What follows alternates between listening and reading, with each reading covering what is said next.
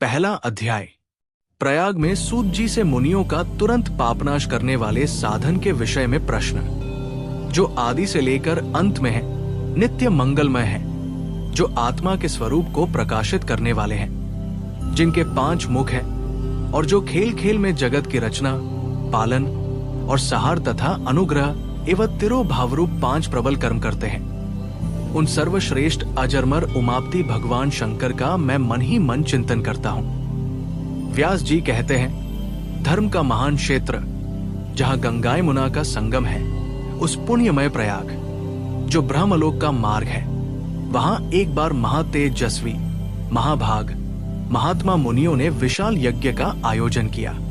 उस ज्ञान यज्ञ का समाचार सुनकर पौराणिक शिरोमणि व्यास जी के शिष्य सूत जी वहां मुनियों के दर्शन के लिए आए। सूत जी का सभी मुनियों ने विधिवत स्वागत व सत्कार किया तथा उनकी स्तुति करते हुए हाथ जोड़कर उनसे कहा है, सर्वज्ञ विद्वान रोमहर्षण जी, आप बड़े भाग्यशाली हैं। आपने स्वयं व्यास जी के मुख से पुराण विद्या प्राप्त की है। आप आश्चर्य स्वरूप कथाओं का भंडार हैं। आप भूत, भविष्य और वर्तमान के ज्ञाता है। हमारा सौभाग्य है कि आपके दर्शन हुए। आपका यहाँ आना निरर्थक नहीं हो सकता। आप कल्याणकारी हैं, उत्तम बुद्धि वाले सूत जी। यदि आपका अनुग्रह हो तो गोपनीय होने पर भी आप शुभाशुभ तत्व का वर्णन करें, जिससे हमारी तृप्ति नहीं होती और उसे सुनने की हमारी इच्छा ऐसे ही रहती है। कृपा कर उस विषय का वर्णन करें। घोर कलयुग आने पर मनुष्य पुण्य कर्म से दूर होकर दुराचार में फंस जाएंगे, दूसरों की बुराई करेंगे, पराई स्त्रियों के प्रति आसक्त होंगे, हिंसा करेंगे, मूर्ख, नास्तिक और पशु बुद्धि हो जाएंगे। सूत जी, कलयुग में वेद प्रतिपादित वर्ण आश्रम व्यवस्था नष्ट हो जाएगी। प्रत्येक वर्ण और आश्रम में रहने वाले अपने अपने धर्मों के आचरण का परित्याग कर विपरीत आचरण करने में सुख प्राप्त करेंगे। इस सामाजिक वर्ण संकरता से लोगों का पतन होगा, परिवार टूट जाएंगे, समाज बिखर जाएगा, प्राकृतिक आपदाओं से जगहज गए लोगों की मृत्यु होगी, धन का क्षय होगा, स्वार्थ और लोभ की प्रवृत्ति बढ़ जाएगी, ब्राह्मण लोभी हो जाएंगे और वेद बेचकर धन प्राप्त करेंगे, मद से मोहित होकर दूसरों को ठगेंगे, पूजा पाठ नहीं करेंगे और ब्रह्म ज्ञान से शून्य होंगे। क्षत्रिय अपने धर्म को त्याग कर कुसंगी, पापी और व्यभिचारी हो जाएंगे। शौर्य से रहित हो वे शूद्रों जैसा व्यवहार करेंगे और काम के अधीन हो जाएंगे। वैश्य धर्म से विमुख हो संस्कार भ्रष्ट होकर कुमार्गी, धनोपार्जन परायण होकर नापतोल में ध्यान लगाएंगे। शूद्र अपना धर्म कर्म छोड़कर अच्छी वेशभूषा से सुशोभित हो व्यर्थ घूमेंगे। वे कुटिल और ईर्ष्यालु होकर अपने धर्म के प्रतिकूल हो जाएंगे, कुकर्मी और वाद विवाद करने वाले होंगे। वे स्वयं को कुलीन मानकर सभी धर्मों और वर्णों में विवाह करेंगे। स्त्रियां सदाचार से विमुख हो जाएंगी। वे अपने पति का अपमान करेंगी और सास ससुर से लड़ेंगी, मलिन भोजन करेंगी। उनका शील स्वभाव बहुत बुरा होगा। सूत जी, इस तरह जिनकी बुद्धि नष्ट हो गई है और जिन्होंने अपने धर्म का त्याग कर दिया है, ऐसे लोग लोक परलोक में उत्तम गति कैसे प्राप्त करेंगे? इस चिंता से हम सभी व्याकुल हैं। परोपकार के समान कोई धर्म नहीं है। इस धर्म का पालन करने वाला दूसरों को सुखी करता हुआ स्वयं भी प्रसन्नता अनुभव करता है। ये भावना यदि निष्काम हो तो कर्ता का हृदय शुद्ध करते हुए उसे परम मुक्ति प्रदान करती है। हे महामुने, आप समस्त सिद्धांतों के ज्ञाता हैं। कृपा कर कोई ऐसा उपाय बताइए जिससे इन सब के पापों का तत्काल नाश हो जाए। व्यास जी कहते हैं, उन श्रेष्ठ मुनियों की ये बात सुनकर सूत जी मन ही मन परम श्रेष्ठ भगवान शंकर का स्मरण करके उनसे इस प्रकार बोले। दूसरा अध्याय, शिव पुराण का परिचय और महिमा। सूत जी कहते हैं, साधु महात्माओं, आपने बहुत अच्छी बात पूछी है। ये प्रश्न तीनों लोकों का हित करने वाला है। आप लोगों के स्नेहपूर्ण आग्रह पर गुरुदेव व्यास का स्मरण कर मैं समस्त पापराशियों से उद्धार करने वाले शिव पुराण की अमृत कथा का वर्णन कर रहा हूँ। ये वेदांत का सार सर्वस्व है। यही परलोक में परमार्थ को देने वाला है तथा दुष्टों का विनाश करने वाला है। इसमें भगवान शिव के उत्तम यश का वर्णन है।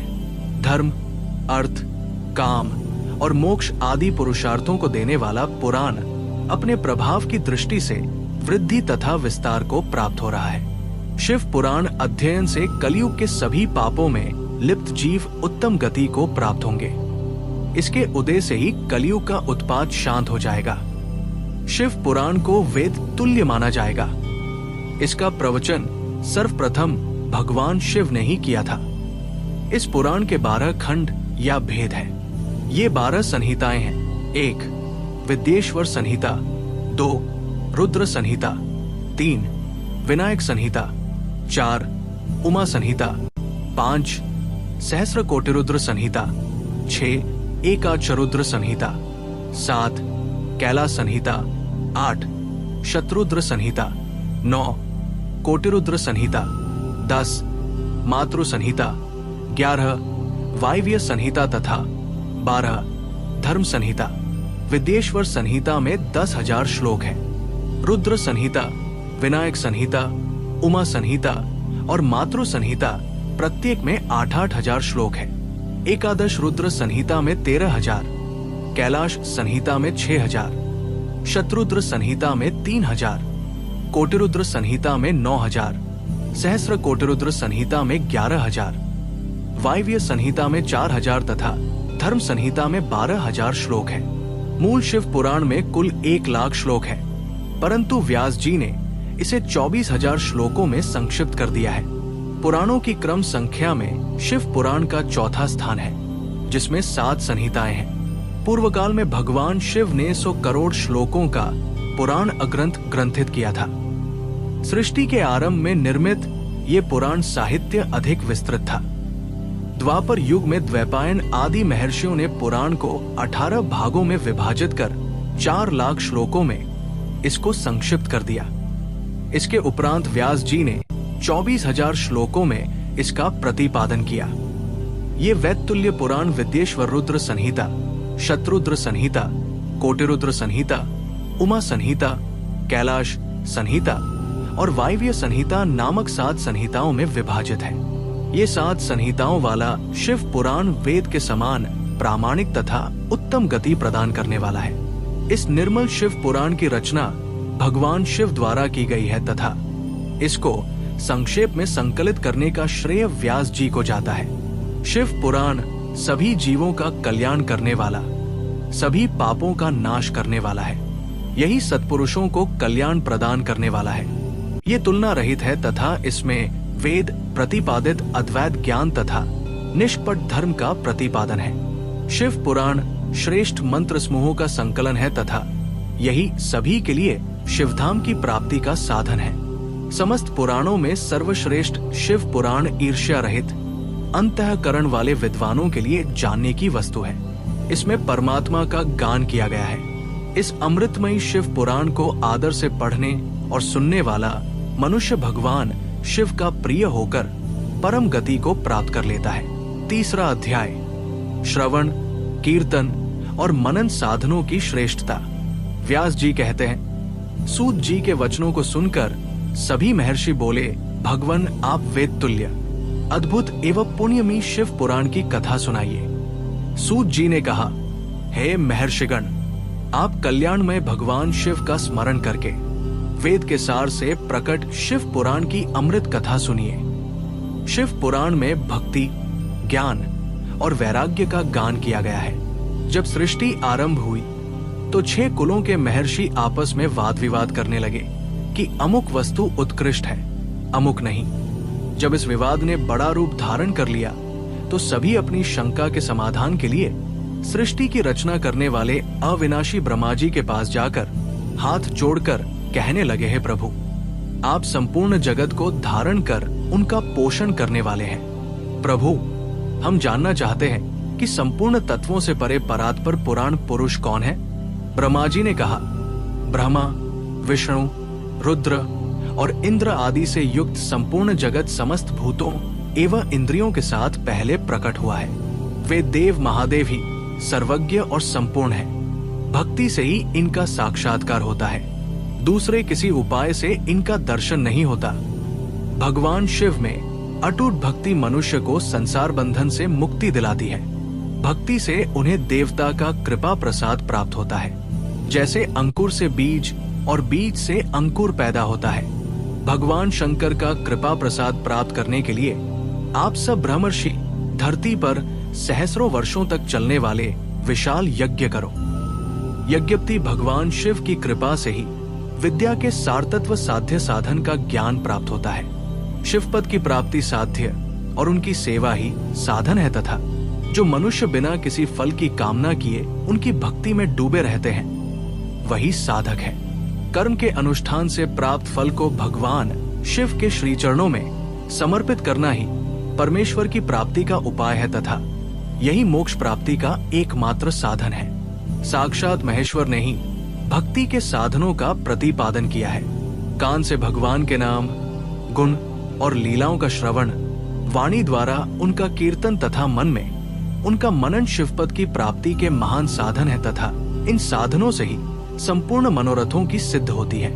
जिस वस्तु को हम प्रत्यक्ष अपनी आंखों के सामने देख सकते हैं उसकी तरफ आकर्षण स्वाभाविक है, परंतु जिस वस्तु को प्रत्यक्ष रूप से देखा नहीं जा सकता उसे केवल सुनकर और समझकर ही उसकी प्राप्ति के लिए प्रयत्न किया जाता है। आत श्रवण पहला साधन है। श्रवण द्वारा ही गुरु मुख से तत्व को सुनकर श्रेष्ठ बुद्धि वाला विद्वान अन्य साधन कीर्तन और मनन की शक्ति व सिद्धि प्राप्त करने का यत्न करता है। मनन के बाद इस साधन की साधना करते रहने से धीरे धीरे भगवान शिव का संयोग प्राप्त होता है और लौकिक आनंद की प्राप्ति होती है। भगवान शिव की पूजा, उनके नामों का जाप तथा उनके रूप, गुण, विलास के हृदय में निरंतर चिंतन को ही मनन कहा जाता है। महेश्वर की कृपा दृष्टि से उपलब्ध इस साधन को ही प्रमुख साधन कहा जाता है। चौथा अध्याय, सनत कुमार व्यास संवाद। सूत जी कहते हैं, हे मुनियों, इस साधन का महात्म्य बताते समय मैं एक प्राचीन वृत्तांत का वर्णन करूंगा जिसे आप ध्यान पूर्वक सुने। बहुत पहले की बात है। पराशर मुनि के पुत्र मेरे गुरु व्यासदेव जी सरस्वती नदी के तट पर तपस्या कर रहे थे। एक दिन सूर्य के समान तेजस्वी विमान से यात्रा करते हुए भगवान सनत कुमार वहां जा पहुंचे। मेरे गुरु ध्यान में मग्न थे। जागने पर अपने सामने सनत कुमार जी को देखकर वे बड़ी तेजी से उठे और उनके चरणों का स्पर्श कर उन्हें अर्घ्य देकर योग्य आसन पर विराजमान किया। प्रसन्न होकर सनत कुमार जी गंभीर वाणी में बोले, मुनि तुम सत्य का चिंतन करो। सत्य तत्व का चिंतन ही श्रेय प्राप्ति का मार्ग है। इसी से कल्याण का मार्ग प्रशस्त होता है। यही कल्याणकारी है। ये जब जीवन में आ जाता है तो सब सुंदर हो जाता है। सत्य का अर्थ है सदैव रहने वाला। इस काल का कोई प्रभाव नहीं पड़ता। ये सदा एक समान रहता है। सनत कुमार जी ने महर्षि व्यास को आगे समझाते हुए कहा, महर्षि, सत्य पदार्थ भगवान शिव ही है। भगवान शंकर का श्रवण, कीर्तन और मनन ही उन्हें प्राप्त करने के सर्वश्रेष्ठ साधन है। पूर्व काल में मैं दूसरे अनेकानेक साधनों के भ्रम में पड़ा घूमता हुआ तपस्या करने मंदराचल पर जा पहुंचा। कुछ समय बाद महेश्वर शिव की आज्ञा से सबके साक्षी तथा शिव गणों के स्वामी नंदिकेश्वर वहां आए और स्नेहपूर्वक मुक्ति का साधन बताते हुए बोले, भगवान शंकर का श्रवण, कीर्तन और मनन ही मुक्ति का स्रोत है। ये बात मुझे स्वयं देवाधिदेव भगवान शिव ने बताई है। अतः तुम इन्हीं साधनों का अनुष्ठान करो। व्यास जी से ऐसा कहकर अनुगामियों सहित सनत कुमार ब्रह्मधाम को चले गए। इस प्रकार इस उत्तम वृत्तांत का संक्षेप में मैंने वर्णन किया है। ऋषि बोले, सूत जी, आपने श्रवण, कीर्तन और मनन को मुक्ति का उपाय बताया है, किंतु जो मनुष्य इन तीनों साधनों में असमर्थ हो वो मनुष्य कैसे मुक्त हो सकता है? किस कर्म के द्वारा बिना यत्न के ही मोक्ष मिल सकता है? पांचवा अध्याय, शिवलिंग का रहस्य एवं महत्व। सूत जी कहते हैं, हे शौनक जी, श्रवण, कीर्तन और मनन जैसे साधनों को करना प्रत्येक के लिए सुगम नहीं है। इसके लिए योग्य गुरु और आचार्य चाहिए। गुरुमुख से सुनी गई वाणी मन की शंकाओं को दग्ध करती है। गुरुमुख से सुने शिव तत्व द्वारा शिव के रूप स्वरूप के दर्शन और गुणानुवाद में रसानुभूति होती है, तभी भक्त कीर्तन कर पाता है। यदि ऐसा कर पाना संभव न हो तो मोक्षार्थी को चाहिए कि वो भगवान शंकर के लिंग एवं मूर्ति की स्थापना करके रोज उनकी पूजा करे। इसे अपनाकर वो इस संसार सागर से पार हो सकता है। संसार सागर से पार होने के लिए इस तरह की पूजा आसानी से भक्ति पूर्वक की जा सकती है। अपनी शक्ति एवं सामर्थ्य के अनुसार धनराशि से शिवलिंग या शिव मूर्ति की स्थापना कर भक्ति भाव से उसकी पूजा करनी चाहिए।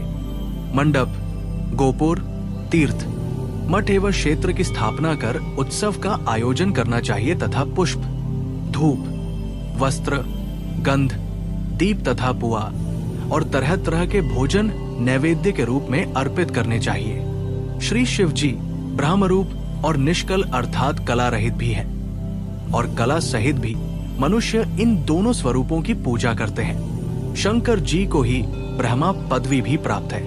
कलापूर्ण भगवान शिव की मूर्ति पूजा भी मनुष्यों द्वारा की जाती है और वेदों ने भी इस तरह की पूजा की आज्ञा प्रदान की है। सनत कुमार जी ने पूछा, हे नंदिकेश्वर, पूर्व काल में उत्पन्न हुए लिंग बेर अर्थात मूर्ति की उत्पत्ति के संबंध में आप हमें विस्तार से बताइए। नंदिकेश्वर ने बताया, मुनीश्वर, प्राचीन काल में एक बार ब्रह्मा और विष्णु के मध्य युद्ध हुआ तो उनके बीच स्तंभ रूप में शिवजी प्रकट हो गए। इस प्रकार उन्होंने पृथ्वीलोक का संरक्षण किया। उसी दिन से महादेव जी का लिंग के साथ साथ मूर्ति पूजन भी जगत में प्रचलित हो गया। अन्य देवताओं की साकार अर्थात मूर्ति पूजा होने लगी, जो कि अभीष्ट फल प्रदान करने वाली थी।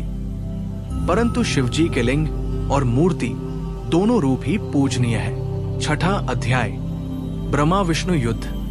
नंदिकेश्वर बोले, पूर्व काल में श्री विष्णु अपनी पत्नी श्री लक्ष्मी जी के साथ शेष शया पर शयन कर रहे थे।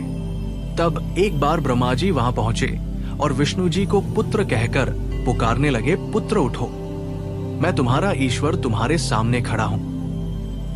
ये सुनकर विष्णु जी को क्रोध आ गया। फिर भी शांत रहते हुए वे बोले, पुत्र, तुम्हारा कल्याण हो, कहो अपने पिता के पास कैसे आना हुआ। ये सुनकर ब्रह्मा जी कहने लगे, मैं तुम्हारा रक्षक हूं, सारे जगत का पितामह हूं, सारा जगत मुझ में निवास करता है। तू मेरी नाभि कमल से प्रकट होकर मुझसे ऐसी बातें कर रहा है। इस प्रकार दोनों में विवाद होने लगा। तब वे दोनों अपने को प्रभु कहते कहते एक दूसरे का वध करने को तैयार हो गए। हंस और गरुड़ पर बैठे दोनों परस्पर युद्ध करने लगे। ब्रह्मा जी के वक्षस्थल में विष्णु जी ने अनेकों अस्त्रों का प्रहार करके उन्हें व्याकुल कर दिया। इससे कुपित हो ब्रह्मा जी ने भी पलटकर भयानक प्रहार किए। उनके पारस्परिक आघातों से देवताओं में हलचल मच गई।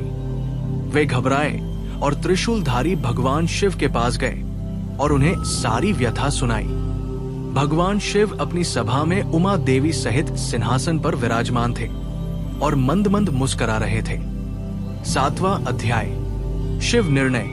महादेव जी बोले, पुत्रो, मैं जानता हूं कि तुम ब्रह्मा और विष्णु के परस्पर युद्ध से बहुत दुखी हो।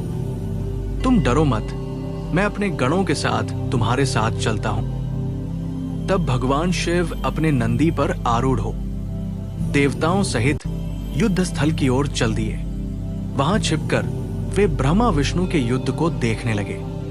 उन्हें जब यह ज्ञात हुआ कि वे दोनों एक दूसरे को मारने की इच्छा से माहेश्वर और पाशुपात अस्त्रों का प्रयोग करने जा रहे हैं, तो वे युद्ध को शांत करने के लिए महाअग्नि के तुल्य एक स्तंभ रूप में ब्रह्मा और विष्णु के मध्य खड़े हो गए।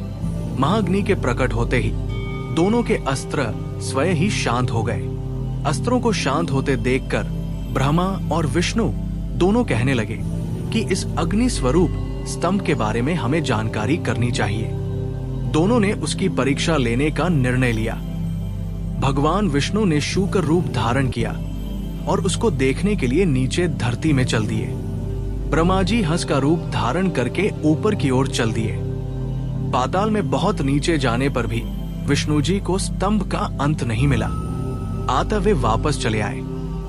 ब्रह्मा जी ने आकाश में जाकर केतकी का फूल देखा। वे उस फूल को लेकर विष्णु जी के पास गए। विष्णु ने उनके चरण पकड़ लिए। ब्रह्मा जी के छल को देखकर भगवान शिव प्रकट हुए। विष्णु जी की महानता से शिव प्रसन्न होकर बोले, हे विष्णु जी, आप सत्य बोलते हैं, अतः मैं आपको अपनी समानता का अधिकार देता हूं। 8वां अध्याय, ब्रह्मा का अभिमान भंग। नंदिकेश्वर बोले, महादेव जी ब्रह्मा जी के छल पर अत्यंत क्रोधित हुए। उन्होंने अपने त्रिनेत्र तीसरी आंख से भैरव को प्रकट किया और उन्हें आज्ञा दी कि वो तलवार से ब्रह्मा जी को दंड दे। आज्ञा पाते ही भैरव ने ब्रह्मा जी के बाल पकड़ लिए और उनका 5वां सिर काट दिया। ब्रह्मा जी डर के मारे कांपने लगे। उन्होंने भैरव के चरण पकड़ लिए तथा क्षमा मांगने लगे। इसे देखकर श्री विष्णु ने भगवान शिव से प्रार्थना की कि आपकी कृपा से ही ब्रह्मा जी को 5वां सिर मिला था, अतः आप इन्हें क्षमा कर दें। तब शिवजी की आज्ञा पाकर ब्रह्मा को भैरव ने छोड़ दिया। शिवजी ने कहा, तुमने प्रतिष्ठा और ईश्वरत्व को दिखाने के लिए छल किया है, इसलिए मैं तुम्हें शाप देता हूं कि तुम सत्कार, स्थान व उत्सव से विहीन रहोगे। ब्रह्मा जी को अपनी गलती का पछतावा हो चुका था। उन्होंने भगवान शिव के चरण पकड़कर क्षमा मांगी और निवेदन किया कि वे उनका 5वां सिर पुनः प्रदान करें। महादेव जी ने कहा, जगत की स्थिति को बिगड़ने से बचाने के लिए पापी को दंड अवश्य देना चाहिए ताकि लोक मर्यादा बनी रहे। मैं तुम्हें वरदान देता हूं कि तुम गणों के आचार्य कहलाओगे और तुम्हारे बिना यज्ञ पूर्ण न होंगे। फिर उन्होंने केतकी के पुष्प से कहा, अरे दुष्ट केतकी पुष्प, अब मेरी पूजा के अयोग्य रहोगे। तब केतकी पुष्प बहुत दुखी हुआ और उनके चरणों में गिरकर माफी मांगने लगा। तब महादेव जी ने कहा, मेरा वचन तो झूठा नहीं हो सकता, इसलिए तू मेरे भक्तों के योग्य होगा। इस प्रकार तेरा जन्म सफल हो जाएगा। 9वां अध्याय, लिंग पूजन का महत्व। नंदिकेश्वर कहते हैं, ब्रह्मा और विष्णु भगवान शिव को प्रणाम कर चुपचाप उनके दाएं बाएं भाग में खड़े हो गए। उन्होंने पूजनीय महादेव जी को श्रेष्ठ आसन पर बैठाकर पवित्र वस्तुओं से उनका पूजन किया। दीर्घकाल तक स्थिर रहने वाली वस्तुओं को पुष्प वस्तु तथा अल्पकाल तक टिकने वाली वस्तुओं को प्राकृत वस्तु कहते हैं। हार, नूपुर, क्यूर, किरीट, मणिमय कुंडल, यज्ञोपवीत, उत्तरीय वस्त्र, पुष्पमाला, रेशमी वस्त्र, हार, मुद्रिका, पुष्प, तांबूल, कपूर, चंदन एवं अगरू का अनुलेप, धूप, दीप, श्वेत छत्र, व्यंजन, ध्वजा, चंवर तथा अनेक दिव्य उपहारों द्वारा जिनका वैभव वाणी और मन की पहुंच से परे था, जो केवल परमात्मा के योग्य थे, उनसे ब्रह्मा और विष्णु ने अपने स्वामी महेश्वर का पूजन किया। इससे प्रसन्न होकर भगवान शिव ने दोनों देवताओं से मुस्कुराकर कहा, पुत्र, आज तुम्हारे द्वारा की गई पूजा से मैं बहुत प्रसन्न हूं। इसी कारण ये दिन परम पवित्र और महान होगा। ये तिथि शिवरात्रि के नाम से प्रसिद्ध होगी और मुझे परम प्रिय होगी। इस दिन जो मनुष्य मेरे लिंग अर्थात निराकार रूप की या मेरी मूर्ति अर्थात साकार रूप की दिन रात निराहार रहकर अपनी शक्ति के अनुसार निश्चल भाव से यथोचित पूजा करेगा, वो मेरा परम प्रिय भक्त होगा। पूरे वर्ष भर निरंतर मेरी पूजा करने पर जो फल मिलता है, वो फल शिवरात्रि को मेरा पूजन करके मनुष्य तत्काल प्राप्त कर लेता है। जैसे पूर्ण चंद्रमा का उदय समुद्र की वृद्धि का अवसर है, उसी प्रकार शिवरात्रि की तिथि मेरे धर्म की वृद्धि का समय है। इस तिथि को मेरी स्थापना का मंगलमय उत्सव होना चाहिए। मैं मार्गशीर्ष मास में आर्द्रा नक्षत्र से युक्त पूर्णमासी या प्रतिपदा को ज्योतिर्मय स्तंभ के रूप में प्रकट हुआ था। इस दिन जो भी मनुष्य पार्वती सहित मेरा दर्शन करता है अथवा मेरी मूर्ति या लिंग की झांकी निकालता है, वो मेरे लिए कार्तिकेय से भी अधिक प्रिय है। इस शुभ दिन मेरे दर्शन मात्र से पूरा फल प्राप्त होता है। यदि दर्शन के साथ मेरा पूजन भी किया जाए तो इतना अधिक फल प्राप्त होता है कि वाणी द्वारा उसका वर्णन नहीं किया जा सकता। लिंग रूप में प्रकट होकर मैं बहुत बड़ा हो गया था। आतलिंग के कारण ये भूतल लिंग स्थान के नाम से प्रसिद्ध हुआ। जगत के लोग इसका दर्शन और पूजन कर सकें, इसके लिए ये अनादि और अनंत ज्योति स्तंभ अथवा ज्योतिर्मय लिंग अत्यंत छोटा हो जाएगा। ये लिंग सब प्रकार के भोग सुलभ कराने वाला तथा भोग और मोक्ष का एकमात्र साधन है। इसका दर्शन, स्पर्श और ध्यान प्राणियों को जन्म और मृत्यु के कष्ट से छुड़ाने वाला है। शिवलिंग के यहाँ प्रकट होने के कारण ये स्थान अरुणाचल नाम से प्रसिद्ध होगा तथा यहाँ बड़े बड़े तीर्थ प्रकट होंगे। इस स्थान पर रहने या मरने से जीवों को मोक्ष प्राप्त होगा। मेरे दो रूप है, साकार और निराकार। पहले मैं स्तंभ रूप में प्रकट हुआ, फिर अपने साक्षात रूप में। ब्रह्म भाव मेरा निराकार रूप है तथा महेश्वर भाव मेरा साक्षात रूप है। ये दोनों ही मेरे सिद्ध रूप है। मैं ही परब्रह्म परमात्मा हूं। जीवों पर अनुग्रह करना मेरा कार्य है। मैं जगत की वृद्धि करने वाला होने के कारण ब्रह्मा कहलाता हूं। सर्वत्र स्थित होने के कारण मैं ही सबकी आत्मा हूं। सर्ग से लेकर अनुग्रह तक जो जगत संबंधी 5 कृत्य हैं, वे सदा ही मेरे हैं। मेरी ब्रह्म रूपता का बोध कराने के लिए पहले लिंग प्रकट हुआ, फिर अज्ञात ईश्वरत्व का साक्षात्कार कराने के लिए मैं जगदीश्वर रूप में प्रकट हो गया। मेरा सकल रूप मेरे ईशत्व का और निष्कल रूप मेरे ब्रह्म स्वरूप का बोध कराता है। मेरा लिंग मेरा स्वरूप है और मेरे सामीप्य की प्राप्ति कराने वाला है। मेरे लिंग की स्थापना करने वाले मेरे उपासक को मेरी समानता की प्राप्ति हो जाती है तथा मेरे साथ एकत्व का अनुभव करता हुआ संसार सागर से मुक्त हो जाता है। वो जीते जी परमानंद की अनुभूति करता हुआ शरीर का त्याग कर शिवलोक को प्राप्त होता है, अर्थात मेरा ही स्वरूप हो जाता है। मूर्ति की स्थापना लिंग की अपेक्षा गौण है। ये उन भक्तों के लिए है जो शिव तत्व के अनुशीलन में सक्षम नहीं है। 10वां अध्याय, प्रणव एवं पंचाक्षर मंत्र की महत्ता। ब्रह्मा और विष्णु ने पूछा, प्रभो, सृष्टि आदि 5 कृत्यों के लक्षण क्या है? ये हम दोनों को बताइए।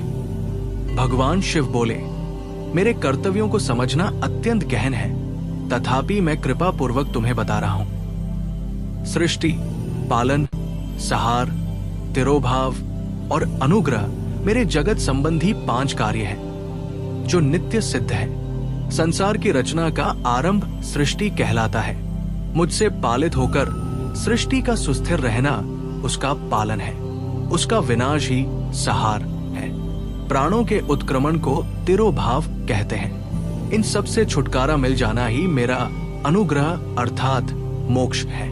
ये मेरे 5 कृत्य हैं। सृष्टि आदि 4 कृत्य संसार का विस्तार करने वाले हैं। 5वां कृत्य मोक्ष का है। मेरे भक्तजन इन 5 कार्यों को 5 भूतों में देखते हैं। सृष्टि धरती पर, स्थिति जल में, सहार अग्नि में, तिरोभाव वायु में और अनुग्रह आकाश में स्थित है। पृथ्वी से सबकी सृष्टि होती है, जल से वृद्धि होती है, आग सबको जला देती है, वायु एक स्थान से दूसरे स्थान पर ले जाती है और आकाश सबको अनुग्रहित करता है। इन 5 कृत्यों का भार वहन करने के लिए ही मेरे 5 मुख हैं। 4 दिशाओं में 4 मुख और इनके बीच में 5वां मुख है।